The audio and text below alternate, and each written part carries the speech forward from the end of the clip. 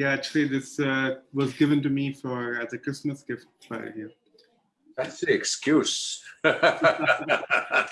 It suits you.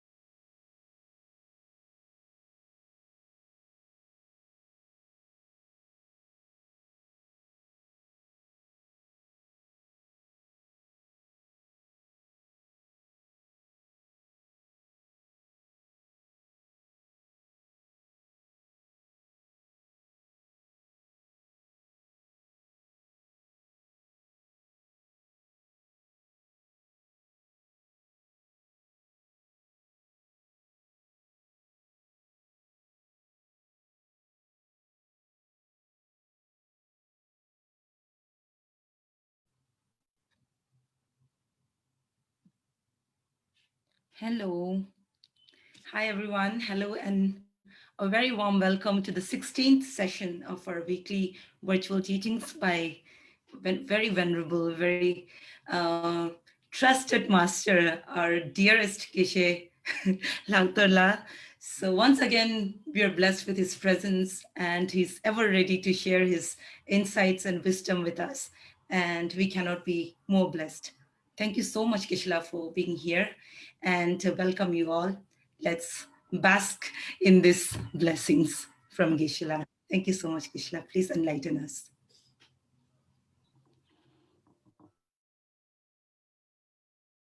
The Tibetan word for blessing is jinlap. Two words, jin and lap. Jin means magnificence. Lap means to transform. So to bless or jinlap means to transform into a state of magnificence.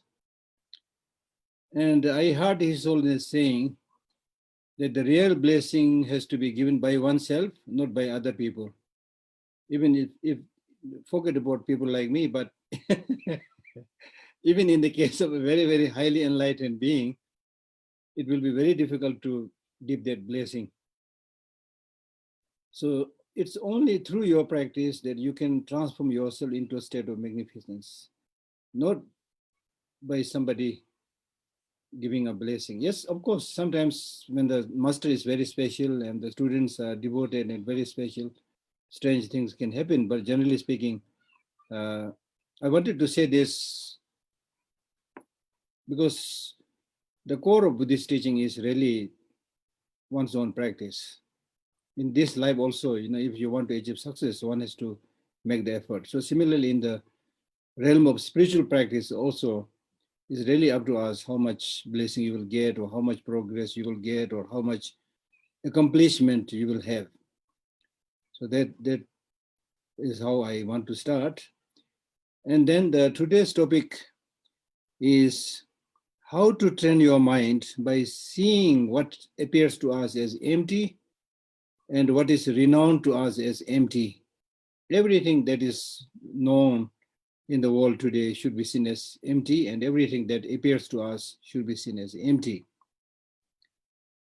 And under this topic, the great teacher Rumtamba, with his great compassion and love for the benefit of students, asks us a very pertinent question to Atisha by saying, what is the main fault of a practitioner? And then Atisha answers this by saying that the main fault of a practitioner is really the attachment and hatred. And then he asks us a further question by saying, how can we stop this attachment and hatred? Then Atisha answers this by saying that the best way to stop attachment and hatred is to see attachment and hatred and everything else as an illusion, as an emanation. So therefore, one has to understand the meaning of illusion. Illusion could arise through the effect of certain substances, chemicals, medicines that you can emanate and bring into forth many things which may not be there, because it dupes your senses, especially your eye, and then you tend to see as if something is really happening, but actually there's nothing. Then it could be an emanation created by highly enlightened being like Buddha, where he can also, through his miraculous performance, show many things which may not be true. So here, in order to make this point of illusion clear and how much we live our life in illusion, Atisha tells the story of two friends. One is called Chandrabhadra, and another is the glorious one, or something like that. So this friend Chandrabhadra was a magician. He is able to create many things. And he tells his friend to study magic. So this friend is married and he has one child. So when he tells his friend to study magic, he refuses to study that by saying that why should I study magic? Instead of learning magic, I really need a horse. So then his magician friend felt that this is a good opportunity to trick him. So one day early morning, through his magical power, he emanates one nice, very nice horse in front of in front of his house. Then he goes to his friend and he says that, do you like to buy this horse? And he said, I have no money to pay for a horse. So at that time, this friend was spinning some yarns. Then he said, you can give some of these yarns or threads to me. That's enough. Then this friend started thinking, oh, that's quite easy. Now it's a good opportunity to get this good horse with very cheap kind of price. So he gives some yarn. And then his magician, friend, he says, now in order to see how good this horse is, how good the gallop of this horse is, you just ride and see.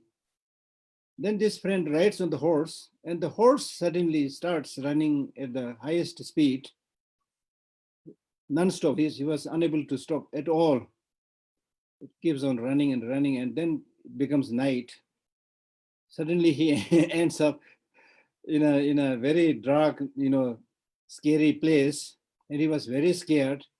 Then luckily at a distance he saw a small kind of tent or house where he was able to see some flame.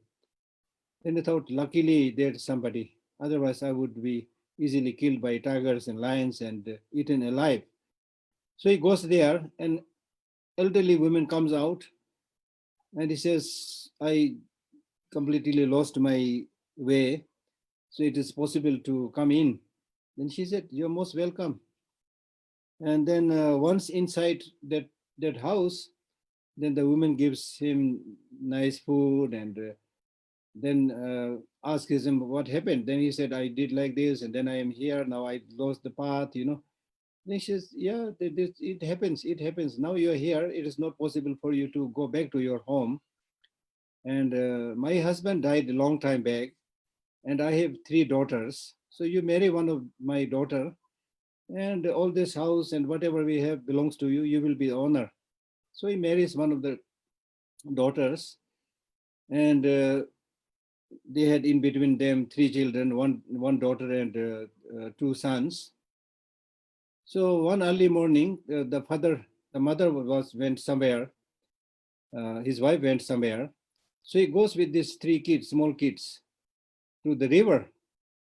So in the river, there was a clear reflection of the moon. So one of the small innocent kid tries to catch hold of that moon in the river, and he suddenly, falls into that river. And then the father tries to go after him to save him. And then another little boy also came after him. And in order to try to stop him or catch the other fellow, he was not able to do both. So 2 little kids just got drowned. And the little girl, sitting near the bank was eaten alive by a tiger. So he was trying to, on the one hand, try to save these 2 kids in the river and then also to scare away that tiger. So in between, he lost all the 3 and he almost got mad. At that time, the wife came and said, what happened? He said, the two, the sons were taken by river and the daughter eaten by tiger. The mother was so overwhelmed by sadness that she jumped into the river and committed suicide. And then he was, of course, overwhelmed by sadness, and he was started, beating his chest and shouting and yelling, and then pulled his hair. And when he pulled his hair, what he got was that all his hairs were completely white. The hair he got in his hand was white. So he has no words to say what happened, He was not that old. Anyway, he then started thinking this place is a really horrible place, and he started running and running. Somehow very quickly he reached back to his home. When he reached back to his home, his previous wife was still sitting there singing song and washing some utensils and things like that. And she was not paying any attention to him. Then he said, how come, I suffered so much and you're still singing here, sitting here? Then she said, don't be crazy. What do you mean? It is just few minutes. You went somewhere or whatever. You must have gone out to bask in the sun or whatever, Then he did not believe that. Then she said, look, I have still not finished washing my utensils. And you have also left your work of, making thread out of the yarn. Still it is there, you just go and check yourself. He did that and she was right. So the point of this story is how much suffering you can experience even under illusion. There was totally illusion. Of course, it was just few minutes and he has no time to spend so many years to marry somebody and have children and, suffer from their death and things like that. But it can happen when your mind is under big illusion. Such a wonderful story. So we suffer because of illusion. Things are not there, but because of our misperception, wrong ways of looking at things, especially clinging and grasping, we suffer unnecessarily. So I will elaborate more on this, how to practice. So this was the initial story that Atisha told Domdamba. And then after having told the story, then he says, now you can see how much suffering you can get even in one day or even in 1 hour when you are under illusion, how much wandering you need to do. So therefore, from this story, one should understand that all phenomena is really like the magician's creation, illusion. There's nothing that is true in the sense of independent existence or whatever. Similarly, the countless sufferings that we are talking about experiencing in the samsara, they are also illusion. They're also illusion. During some of my previous sessions, this time or somewhere, I told people that some of the Kadamba masters, when you talk about suffering to this great practitioners, they would laugh. They would laugh at you and say, what do you mean by suffering? So thereby they are saying that the so-called suffering is just an attitude, how you see things. Therefore, Shantideva in his Bodhicharya Avatara clearly says suffering is introduction to happiness. It's a learning experience. And we suffer because we tend to see what is untrue as true, what is impermanent as permanent, what is suffering as happiness, what is, having no independent existence as having independent existence, what is impure as pure, completely the opposite way. Therefore, we are suffering unnecessarily. So therefore, in order to come out of this illusion, we need to now engage into understanding the reality, especially the ultimate reality or shunyata, through the threefold process of listening, contemplation, and meditation. And it is through repeated habituation or meditation that gradually we will be able to see the reality as it is. As the term we use for path of seeing, where you see emptiness directly. So similarly, the object of your attachment and hatred is also an illusion. And interestingly, Atisha also makes a pertinent point here by saying that in India, when such teachings on shunyata and illusions are given, then normally for the Indians, it's very little bit easier to understand things by giving this example of illusion, especially probably, this is my guesswork, probably in India, there are so many magicians. So it's easy to understand. And then he says, in Tibet, maybe it's easier for you to use the example of a dream, like other than the illusion. Because in Tibet, yes, I know, other countries also do, but in Tibet, we talk a lot about dreams. So the example, illusion, magical creation, emanation, dreams, so many examples can be used.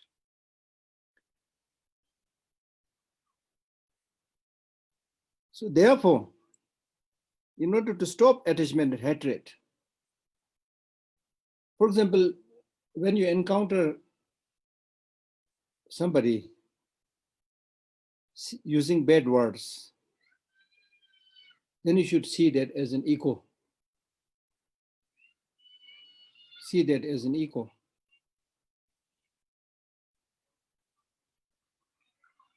Today in the office, I was proofreading one very important text by Nagarjuna. So I came across a line which says that whenever you find people doing, behaving negatively or creating problems on others, then you should develop special compassion, thinking that this is a sick person. I mean, how powerful, it's really sick. Of course, on one level, we are all sick, but these people who intentionally create suffering and disturbance to others is sick. So when you see sick person means more or less helpless person. That person will create problem upon himself or herself also. So therefore, they are worthy of developing compassion rather than hatred and anger. Right? As I told you earlier also, so there are many ways of seeing things. One, as I told earlier, that the more you develop loving kindness towards others, all sentient beings, if possible, of course, gradually, the more we develop that, the more these people will become, close to our mind, just like meeting old friends. When you have somebody who is very affectionate to you, your husband, wife, or brother, sister, whoever, somebody who is very close to your heart, even if he or she misbehaves occasionally, you don't really get so much angry, Or even if you, at the superficial or surface level, you might show some kind of irritation and things like that, but deep down, you still have that affection and compassion. So that is something that is possible. I mean, it's not easy, of course, not easy. And all of us, if we not just talk, but see how we are faring in our daily life, how we are reacting to people who say bad things or do negatively, we all have this experience. I have many experiences. It's easy to say. When you read a text, it's very comfortable, and then you even make the promise, yes, I will practice. But when you actually into that situation, you completely forget all those teachings and you quickly come back to your ordinary, emanation. Right? So the attachment, anger, jealousy, and negative emotions, they are like readily available, ready to erupt out. So, to stop the intensity of these negative emotions, we need repeated reflection, hearing, thinking, meditation, the threefold process. So gradually, it is possible. At least we can improve. So therefore, one way is to see them as illusion, see them as sick. Another way is to develop this loving kindness, right? Just as you would develop your loving kindness to your little kid, even if they do many naughty things, but their innocence, their purity, their helplessness. So therefore, even if you pretend that you are angry, irritated, but deep down you are not angry, you still have this love and you have this feeling of closeness. So similar like attitude can be possible to develop to others. Then of course, all this need practice. And it makes perfect sense. So therefore, as Aryadeva says in his 400 verses, the Buddha sees the negative emotions as enemy and not the person possessing the negative emotion. It's so important. Shantideva also says repeatedly, make a distinction between the wrongdoing and the wrongdoer. Criticize the wrongdoing, but try to help the wrongdoer join the mainstream of the community. Don't make him or her a black sheep in the society, which is something we repeatedly do. When you don't like somebody, you say, he is the person, black sheep in the society. She is the one. And that's how we make divisions in different names. Earlier also I mentioned that our small mind is very fond of making divisions. The more you're fond of making divisions, the more it is clear how narrow-minded and how small your mind is. The sky or space do not make any division. It gives space to everybody. That's why we compare emptiness to space. It doesn't obstruct anybody. It gives space to Americans, to Chinese, to Tibetans, to everybody. Right? And that's why many of this, space people who go into the space, the Apollos and so forth, the higher they fly, from further away they fly from the earth, the more they're able to develop a special perspective of the sameness of everybody living on this earth. The more they go further, the more they're able to see the senselessness of the boundaries that is made between the so-called nations and then even between states and so forth. Right? So therefore, if you are able to see everything as an illusion, and the reality is there is nothing that has independent existence, the reality is like a space, the shunyata is like a space, then you have a lot of space for yourself, for your spiritual development. And that space has to be developed within one's own mind. And a person who has such profound understanding, even if somebody is there to take your life, he or she will not be so terrified. Right? We are terrified because we have this wrong understanding. My life is permanent. It has to live forever. Somebody who has this understanding that everything is changing moment by moment, and there's no certainty, life can be gone anytime, then when that change happens, including the death, when it comes, the person is not terrified. He will, just as earlier I had given you the example, just like a great swimmer is able to ride the tide, the fluctuations of the sea.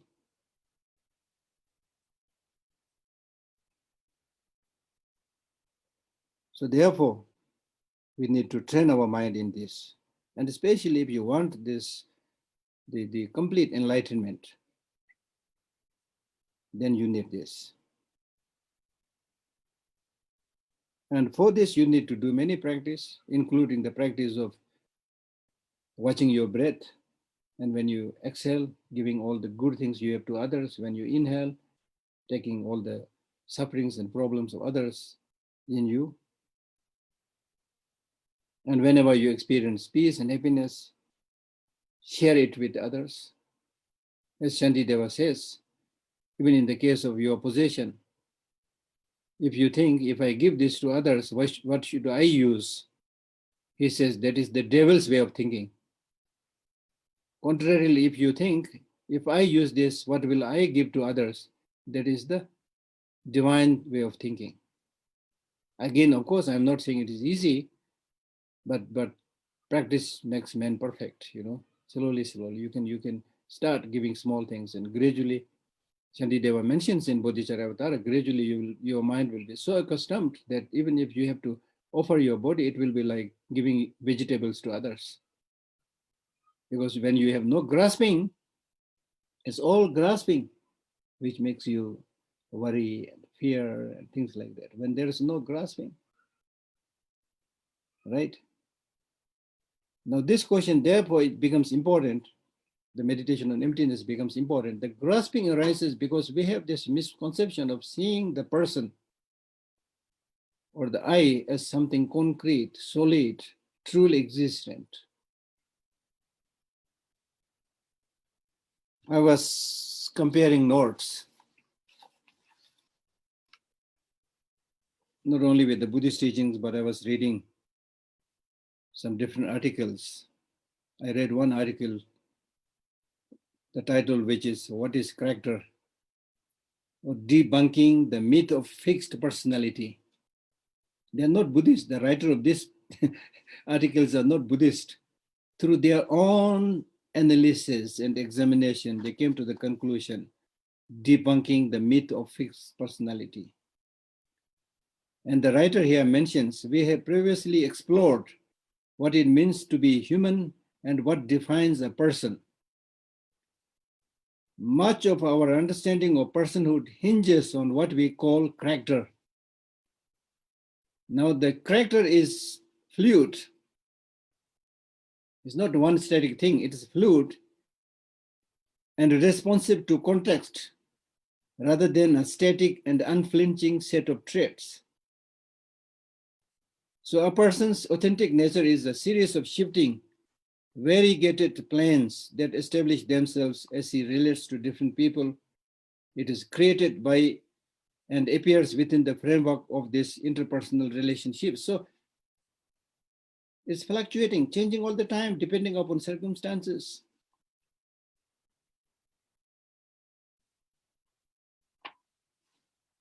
The topic of personal identity is, strictly speaking, non-existent, according to this writer. It is important to recognize that we are not the kind of things that simply popped into existence at birth and continue to exist without change, the same thing, then die off the cliff edge or go into another realm. We are this very remarkably ordered collection of things, see? Similar like Buddhist teaching, we are this very remarkably ordered collection of things. It is because we are so ordered that we are able to think of ourselves as being singular persons. Just like you watch the movie, you know, when you see a continuous show, it dupes our eye senses and we see the continuity, but it's not one continuous thing. You see, they're joined together and then it dupes our eye consciousness also. So, but there is no singular person there. That means we are forever changing. We are forever changing. You're completely different, you know, today than what you were when you were a little child. Then there's another quotation from Ralph Waldo Emerson, where this writer says, dream. We are using this word dream repeatedly here in the text also. According to this person, he says, dream delivers us to dream. And there is no end to illusion. Life is a strand of moods like a string of beads. And as we pass through them, they prove to be many colored lenses which paint the world their own hue. Temperament is the iron wire on which the beads are string.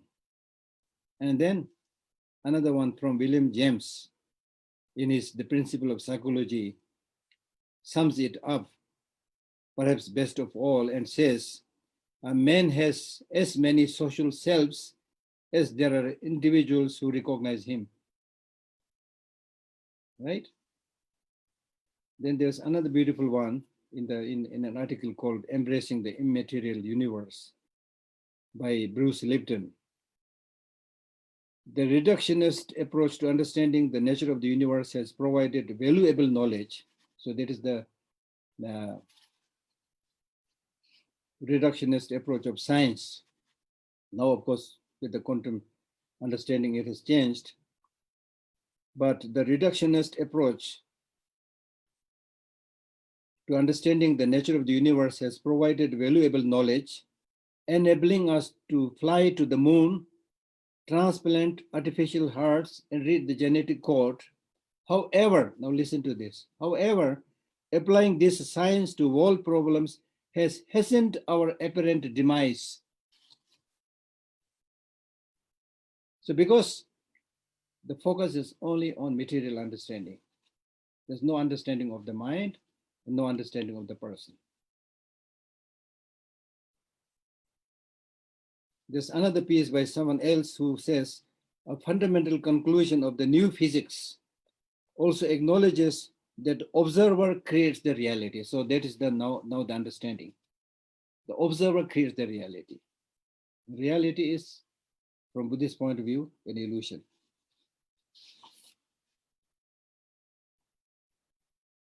As observers, we are personally involved with the creation of our own reality. Physicists are being forced to admit that the universe is a mental construction. Pioneering physicist Sir James Jeans wrote, "The stream of knowledge is heading toward a non-mechanical reality. The universe begins to look more like a great thought than like a great machine. Mind no longer appears to be an accident intruder into the realm of matter. We ought rather hail it as the creator and governor of the realm of matter." So there are countless beautiful quotations.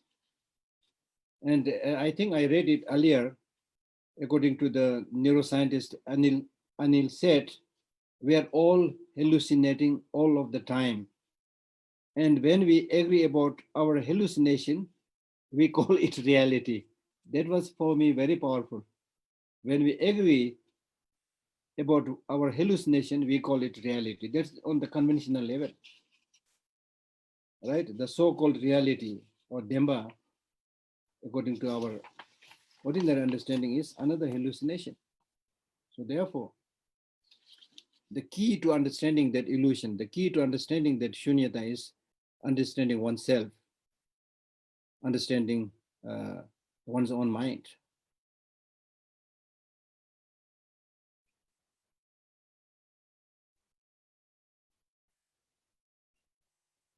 Once you are able to understand this space like shunyata, where there's nothing worthy of clinging and grasping, then it becomes very easy for you to offer all your good things to others.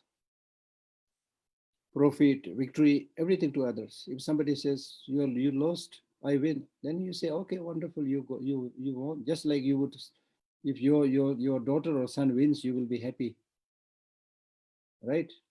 Ordinarily, when someone else wins, like during this Tibetan now Sejong election, some will win, definitely some will lose.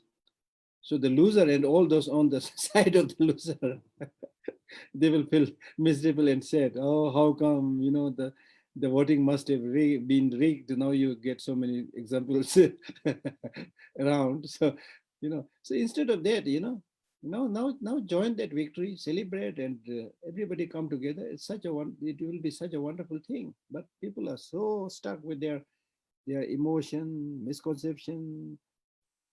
So the problem arises because in the center of the universe you have I, me, and mine. I have to have everything good.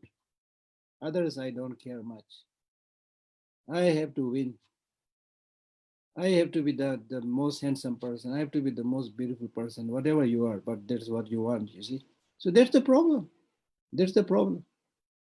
And if you act like Milarepa, we may not be able to act like him, but if we imitate, Milarepa always says, I have nothing, so I'm so happy. The Buddha also said, I have nothing, so I'm so happy.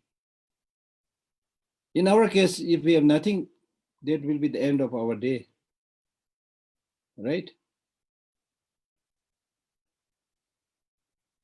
So therefore, he emphasized the point that, so in doing such a practice, the most amazing, wonderful thing is your enemy.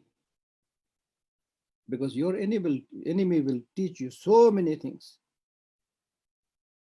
There are occasions when you should see your enemy more important than your spiritual teacher, which is actually true. If we know how to see things properly, then COVID-19, I think, is a very beautiful teacher. He taught us so many things. The COVID-19 taught us, don't pretend, pretension will not work. Right? The COVID-19 has told us that unless you change your behavior, you will not be able to stop the pollution. So many things.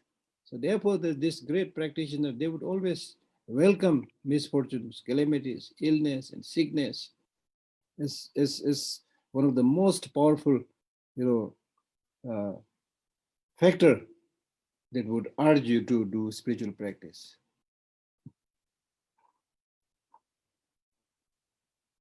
So for such a practitioner, the main food is food of meditation. the main cloth to wear is not ordinary cloth, but the cloth of morality. And Atisha actually summarizes his teaching by saying that to make a long story short, you should believe in the law of causality. This is how he summarizes this chapter.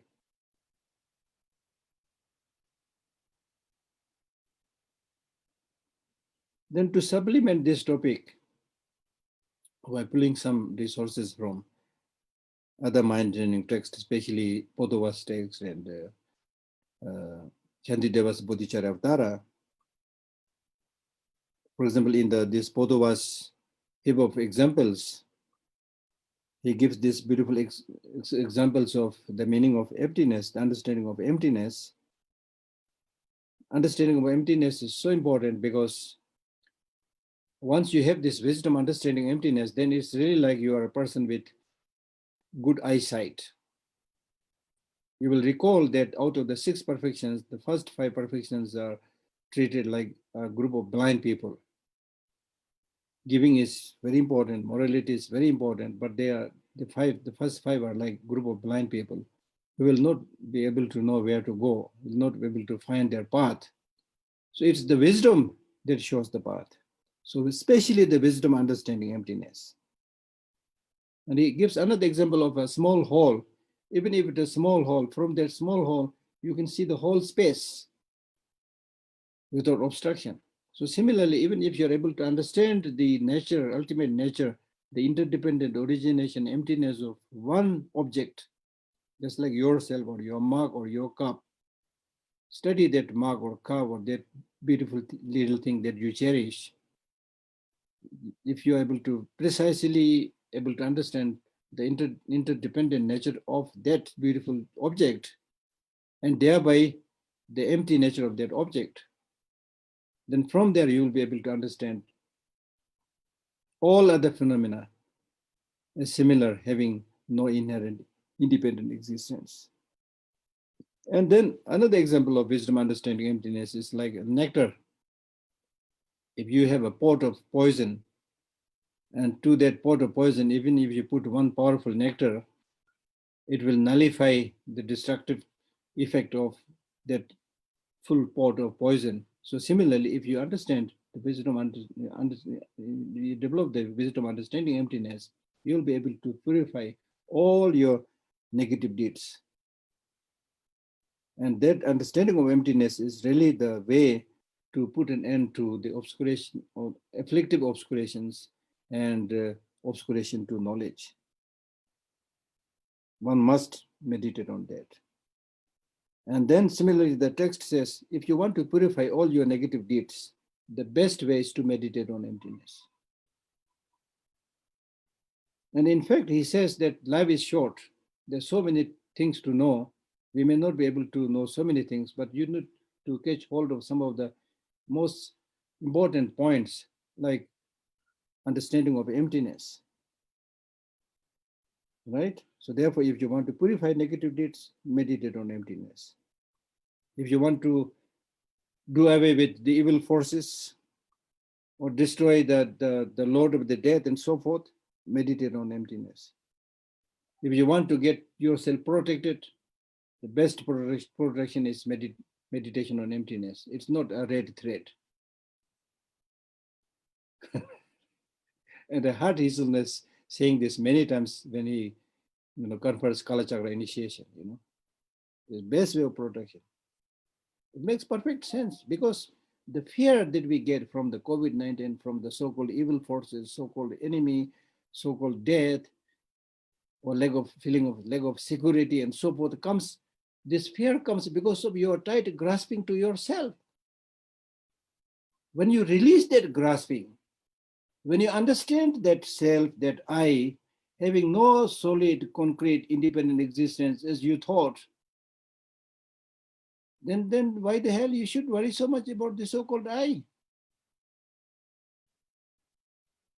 Perfect sense. Of course, it is easier said than done, not easy to practice, but if you really think, it makes perfect sense.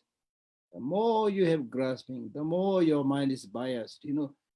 the more you will create divisions and enemies, and then more you will have doubts and superstitions and unnecessary problem, unnecessary problem.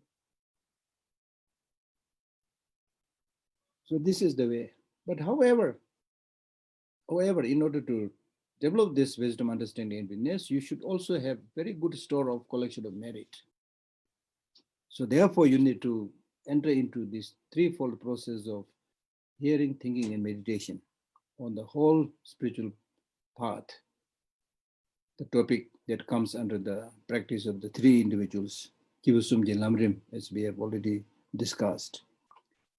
So in this case, hearing or listening to the teaching is important, and especially the purpose of a bodhisattva is to help all sentient beings.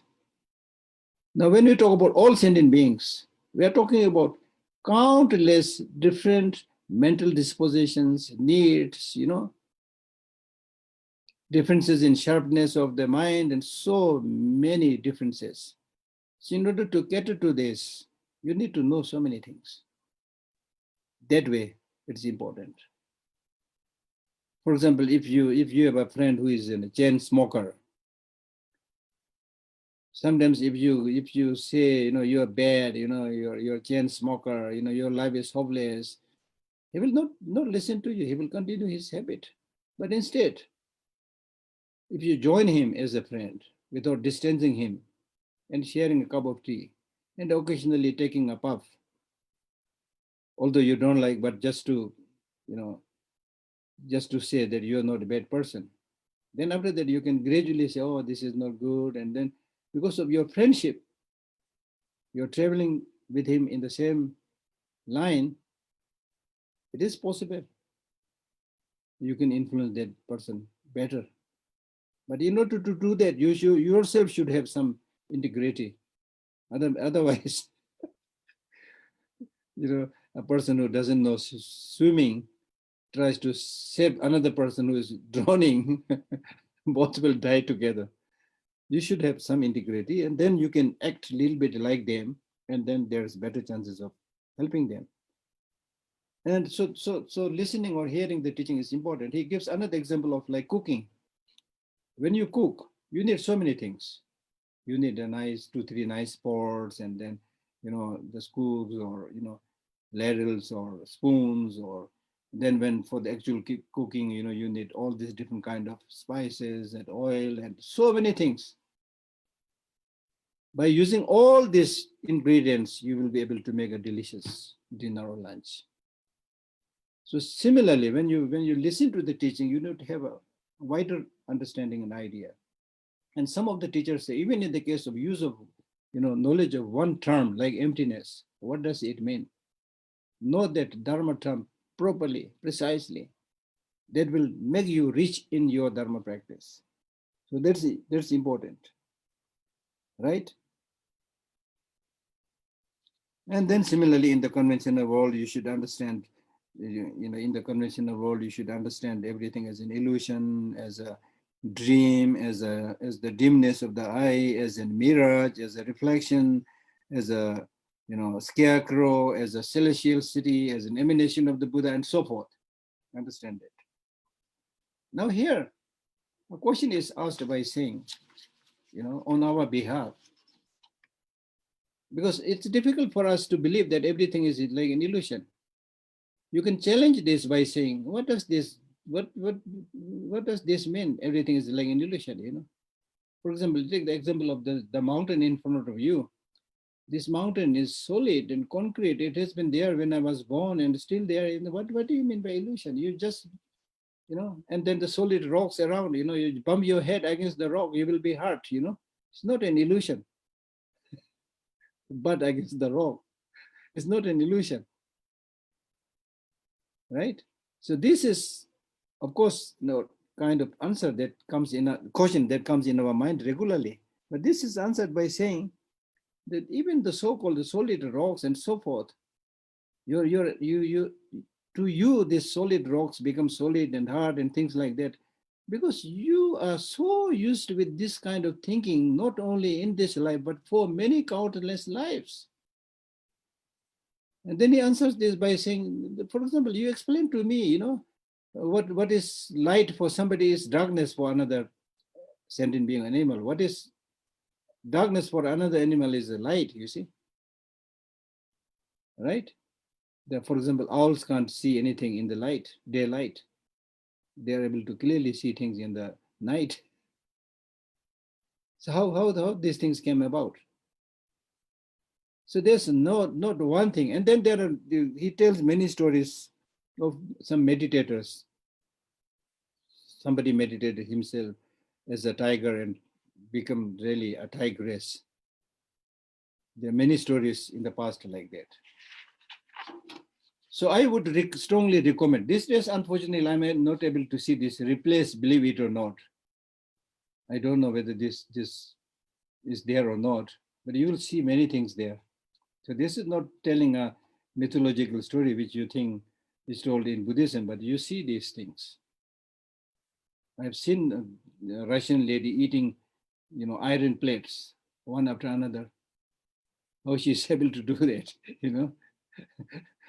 I saw another one sitting there was a competition sitting in the sauna. There was elderly, very elderly, when you sit there, 10, 20 people sit there inside the sauna. Then when it becomes hotter and hotter, people are not able to stand that. Then they start leaving. Then finally there was one elderly lady. She was able to stand that hot temperature so long that on one side of her, there was somebody who's boiling an omelette. How she is able to do that?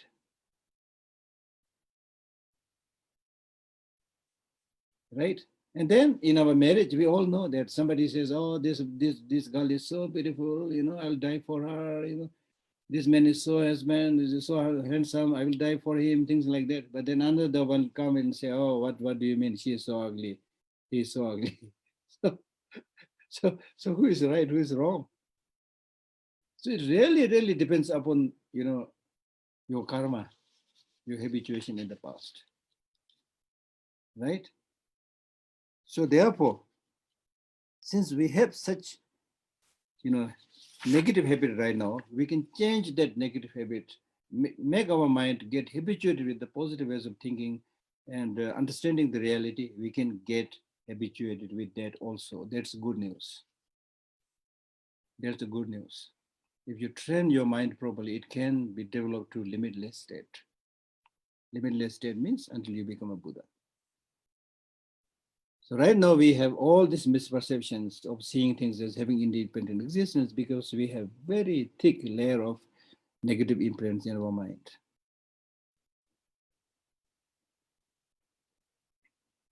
So although our ultimate goal is to understand that emptiness and understand the meaning of everything as an illusion and things like that, but as I said, you need to move to that level, at least, in some cases gradually. So therefore the Buddha's first teaching, the of the Four Noble Truth, out of which the truth of the suffering, which he explained with the four features: impermanence, suffering, selflessness, and empty of purity and things like that, which on more or less later on now known as the four seals, four Buddhist seals. I think these two are the four features of the Four Noble Truth, and the four seals, I think, quite more or less same. The four seals, or sometimes we have translated it as the four promulgations of the Buddha. Seals means something that you cannot, if you claim yourself as a Buddhist, you cannot, violate this decree. So there's the meaning. So therefore, one has to proceed from there. Understanding of impermanence. Forget about emptiness for a while. Understand emptiness. Now when we talk, understand impermanence. Now understanding impermanence means understanding not only the grosser level of impermanence, but the subtler level of impermanence. Now, when we talk about understanding the subtle level of impermanence, we are not talking about impermanence of the rock and the mountain and the, yes, you can understand that also, but that is not so urgent. What is really urgent is the impermanence of your own life. And once you understand this fluctuating, impermanent nature of your own life, you will also be able to understand then the suffering. Therefore, from understanding of impermanence, you will understand suffering. And when you think about the suffering of that person, and then you ask the question, where is this person who is experiencing that suffering? Then you will not find a person having independent inherent existence. Thereby, you will also be able to gradually move into the selflessness, empty of independently existing self. So that's the process. So you do this meditation precisely upon yourself. So therefore, with the meditation on shunyata or emptiness also, the teachers, they advise understanding the emptiness of the self and the person, and the phenomena maybe later on. Otherwise, even if you pretend to understand that selfness of phenomena, you might get again arrogant that I'm somebody, who understands the impermanence of phenomena, because you have never touched yourself, and you develop this arrogance upon yourself. There's a very interesting story of somebody who was doing a little bit of meditation on emptiness, and he was so puffed up with his practice. And even when there was a assembly and people are sitting in line, he just pushed forward and said, I have to sit in the front row because I'm meditating on emptiness, you see. I'm meditating on emptiness. So therefore there's a great possibilities of misunderstanding the teaching. In this text by Ottawa, he warns us to be careful about understanding of emptiness. For example, he says, just as this example of this person, Geshe Lhakdor, he very correctly says, whether the rock on that mountain pass, whether that is empty or not empty, is irrelevant, not important. What is important is whether your mind is empty of independent existence or not. And therefore, he clearly tells us that you cannot understand emptiness just by making an assumption. You need to understand this through hearing, thinking, and meditation. Otherwise, you may get misperception, not emptiness, because there are many pitfalls in this practice. For example, you might mistake emptiness as a wrong view, right? For example, when in the name of understanding emptiness, and in having understood emptiness, you have removed all the eight worldly dharmas by saying that you will become a person who is shameless. It's wonderful if you really removed eight worldly dharmas. Somebody who has really removed eight worldly dharmas, they also maintain sense of shame, sense of concern to others. But then in the name of having discarded the eight worldly concerns, if you behave, in a crazy manner, sometimes even people call that crazy wisdom, and then you don't observe any of the worldly norms, for example, go naked in the town and city, that's ridiculous. So you can make a lot of mistakes, right? And you might claim that all your mistakes, erroneous thoughts have gone, but actually your thinking must have been, guided by an evil force. And you might say, because I'm meditating on emptiness, I have a lot of loving kindness and compassion for others, but it may be not love, it may be your attachment. Attachment and love, they're very similar. They are very similar. So there are many pitfalls, many areas where you can make mistakes. So therefore, the best start is to, analyze oneself, and then gradually probably to other phenomena, their nature.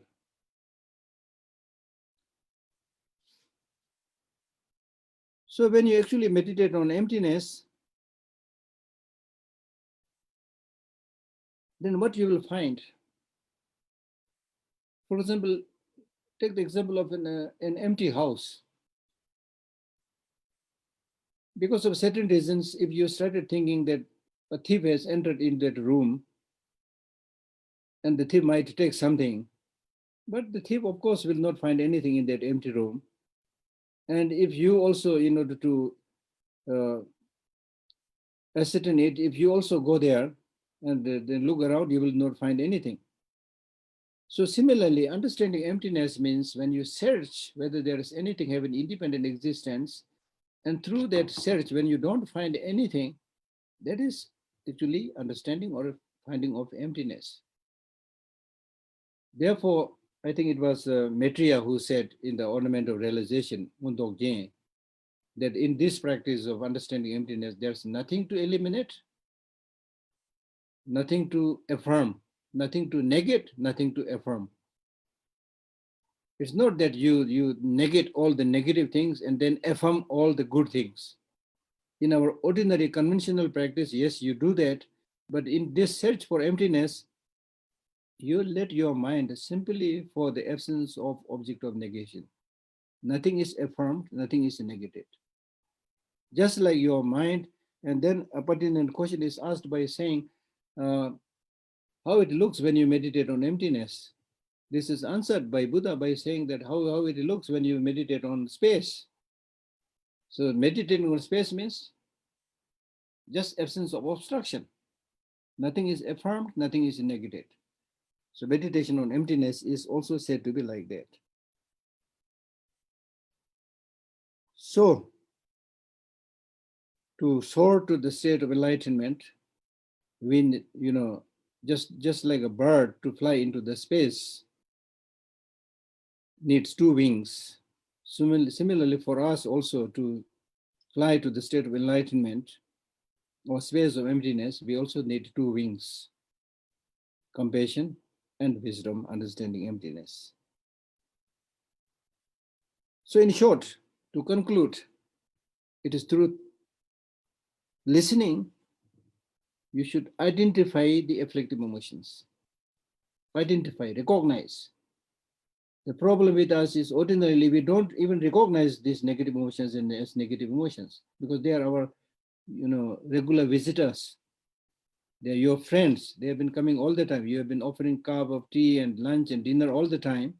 So every time they come, oh, my friend is old, my friend, anger is coming. Oh, my dear sister, attachment is coming, things like that, right? So now, through listening, you need to understand, you need to recognize that these thieves, these destructive negative emotions are coming. Identify them, recognizing them. Then, having listened and identified the negative emotions, the second step is to suppress them, not to let them manifest their ugly head, to suppress them. Then the third, through meditation, you need to uproot the afflictive emotions. So if you are able to do that, then gradually, of course, you will become Buddha. And once you become Buddha, you can help sentient beings effortlessly. All right, so I'll stop here today.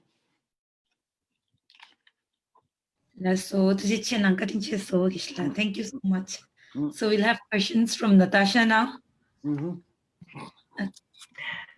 Thank you very much, Geshe Lhakdor. Mm-hmm. Today we have, so far we have 3 questions from our Russian audience.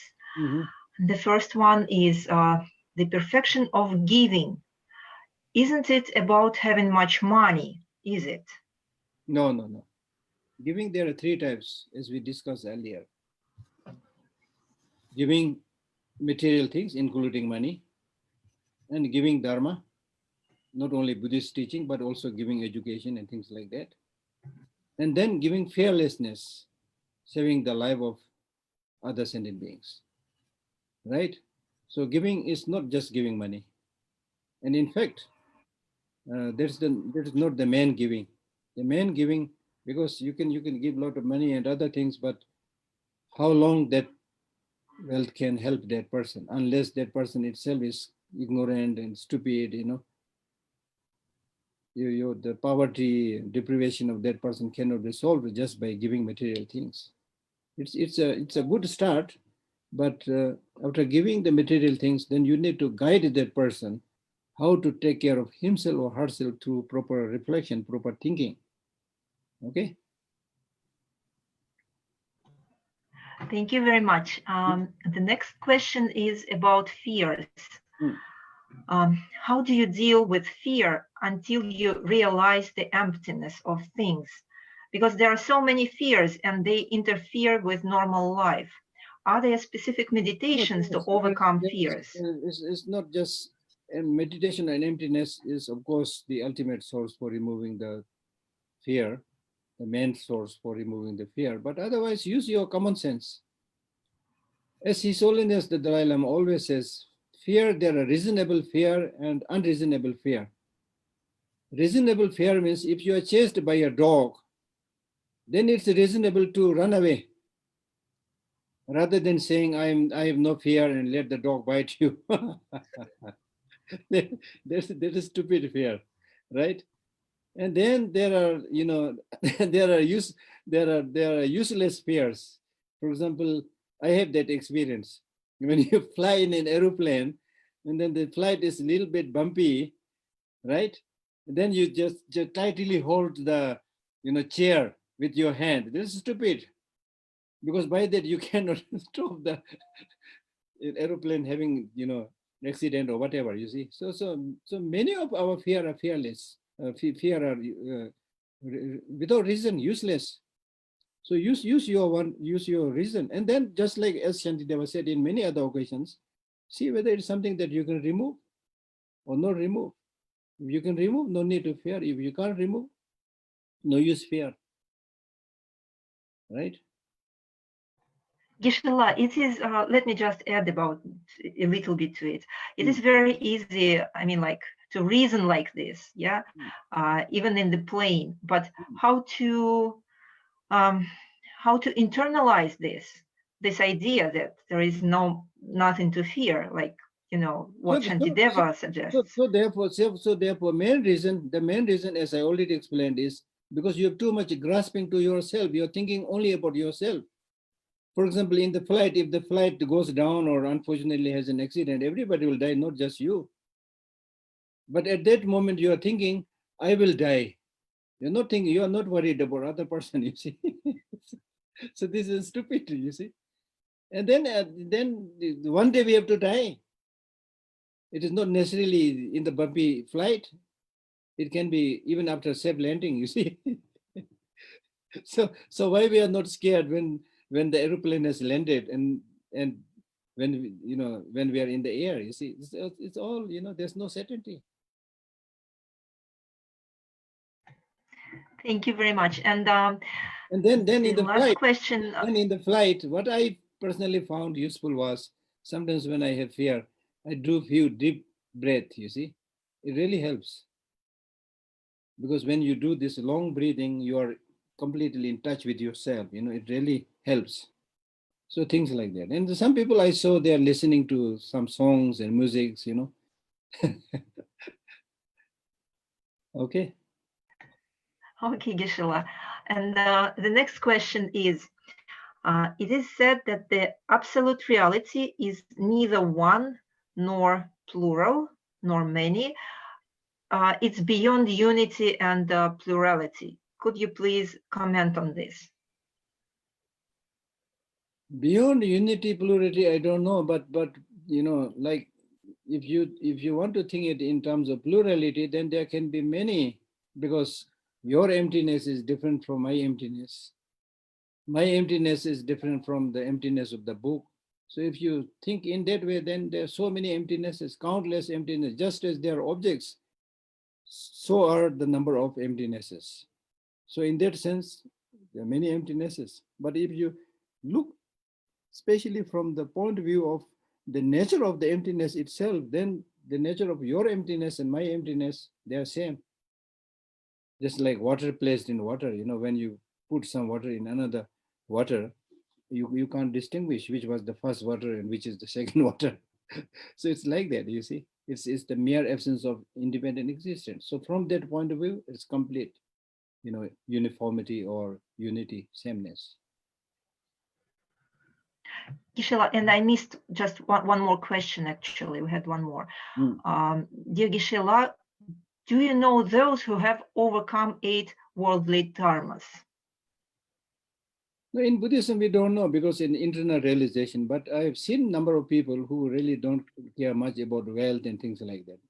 Not necessarily with so-called practitioners, but even among people, it's your past lives, imprint and habit and things like that. There are people who are really, they're not at all worried about money and things like that. They're always ready to share and give and not worried about them. I've seen a number of people like that. So more or less they are kind of practicing the, having removed the worldly concerns, right? So there are those people there, yeah. But these are all like, as Shantideva says in his 9th chapter, the chapter on wisdom, that again he talks about thoroughly understanding emptiness. Once you understand emptiness, there's nothing to lose, nothing to gain. That's the wording that he uses. So once you understand this, the lack of essence-ness of everything from the absolute point of view, then all this, as we started in this session, that attachment, hatred, all this goes away because there's nothing. No objective reality that is worthy of grasping and clinging, you see. So it vanishes, right? So there, of course, among the Tibetan meditators, there are a number of really good meditators who have already given at worldly concerns, because the fact that they move high into the mountain, discarding everything, and living with these piles of stone as their house, and then few with really meager food to eat and not worried about name, these are the 8 worldly concerns, name and fame, and they're not worried at all. Therefore, they move into isolation, you see. So we can categorize many of these people also free from 8 worldly concerns. Okay. Thank you very much. Hmm? Thank you. Thank you, Geshe. Thank you, Natasha. Please thank our friends in Russia for us, especially those who asked these questions. These questions and Geshe-la's answers are truly very helpful. So next we have Jackie. Jackie, you can ask your question now. Okay. Hello, thank you for your teaching. Is it okay if I ask 2 questions? Mm-hmm. So the first was, I didn't quite understand. You said the first 5 sections is like a group of blind people. Could you expand on what you meant, please? Because when the practice of giving or practice of morality, they are not talking about understanding the reality, right? They're just some practices that you're doing, but there's no emphasis on understanding the reality. So therefore they are compared like a blind person.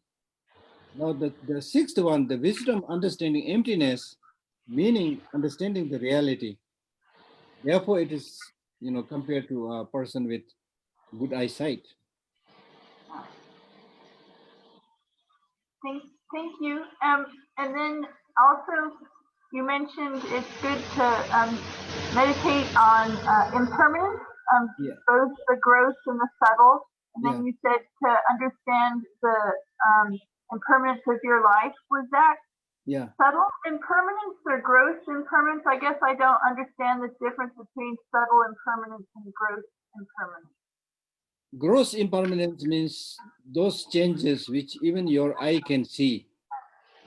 For example, your eye can see a tree falling or house collapsing. So even your eye can see that. So those are very gross. Those gross changes are happening because subtle changes are happening. The house will not collapse like that. Many other changes have happened, and because of this, one day the house collapses and tree falls. So that means momentary changes are happening. So in our life also, on a minuscule level, changes are happening. So those are called subtle impermanence. Is that the idea that each moment is it like comes and goes and like you're living and dying? Yes. On a very, very subtle level, things are in a flux. Yeah. Yeah. So that Like if you go to the very subtle level, that is subtle impermanence. like a movie kind of. Okay, thank you. Okay. Oh no, I just meant like the little, when you see a movie, there it's made out of just little screenshots all put together. So is Yeah, that but like again, the changes that you see is gross because your eye is able to see that. Yeah, okay. Yeah. Thank you. Yeah. So thanks, Jackie. Thank you so much, Geshe. Looks like this is all for this evening. And until we see you next time, thank you so much. Stay Thank you safe very and take much. care, Geshe. Take care, everyone. Thank you. And we'll be here after Geshe leaves for a few minutes if you have anything to review on Thank you. or anything. Thank you, Geshe. Thank you, Geshe. Thank you. Well, we just spend these few minutes. If there's any comment that anyone wants to make, has some